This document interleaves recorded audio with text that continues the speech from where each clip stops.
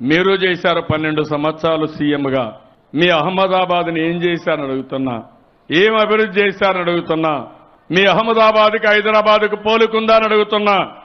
అది Telugu Desam party vision, అది నేను సాధించిన విజయమని మరొకసారి మీ అందరికీ తెలియజేస్తున్నా. కాంగ్రెస్ పార్టీతో కలవడం కాదు, మీరు చేసిన తప్పుడు రాజకీయాల వల్ల దేశాన్ని కాపాడుకోవడానికి, రాష్ట్రానికి న్యాయం చేయడానికి అన్ని రాజకీయ పార్టీలతో కలిశాం. ఒక్క కేసీఆర్, జగన్ మాత్రం మీ పక్షాన వాళ్ళు తిరిగే పరిస్థితికి వచ్చారు తప్ప ఇంకోటి కాదు. మాకు రావాల్సిన డబ్బుల్ని రాబట్టుతాం.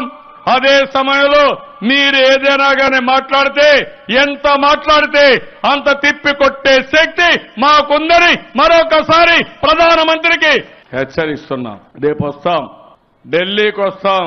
మీ పార్లమెంట్ సాక్షిగా మీరు చేసిన చట్టానికి దిక్కు లేదా అని అడుగుతాం. ఆనాటి ప్రధానమంత్రి ఇచ్చిన హోదా ఇవ్వరా అని అడుగుతాం. దేశ ప్రజల ముందర మిమ్మల్ని దోషిగా నిలబెడతాం. మోదీ అంటే ఆత్మ గౌరవం, ఆత్మవిశ్వాసం, ప్రపంచం మెచ్చిన మేటైన నాయకుడు మన నరేంద్ర మోదీ గారు.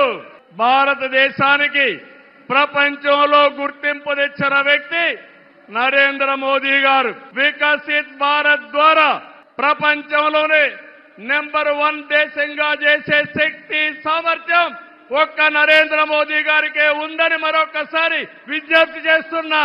2014 విభజన తర్వాత ఆ రోజు మీరు ఒక్కసారి చూస్తే 11 జాతీయ విద్యా సంస్థల్ని కేంద్ర సహకారంతో ఇక్కడ నిలబెట్టాం. మోదీ గారి చేతుల మీదుగా అమరావతిని నిర్మాణం కోసం చేశాం. అదే గాని ఈరోజు పూర్తయి ఉంటే దేశంలో ఒక బ్రహ్మాండమైన నగరంగా అమరావతి తయారయ్యేది. 3 ముక్కలాటతో అమరావతిని నాశనం చేసి భ్రష్టు పట్టించిన వ్యక్తి ఈ జగన్మోహన్ రెడ్డి. పోలవరం కేంద్ర సహకారంతో 72% పూర్తి చేస్తే ఈ ప్రభుత్వం పోలవరాన్ని గోదావరిలో కలిపేసే పరిస్థితికి వచ్చారు. ఈ విధంగా ఒక ప్రాజెక్టు కాదు, అన్ని ప్రాజెక్టులు నష్టపోయాం.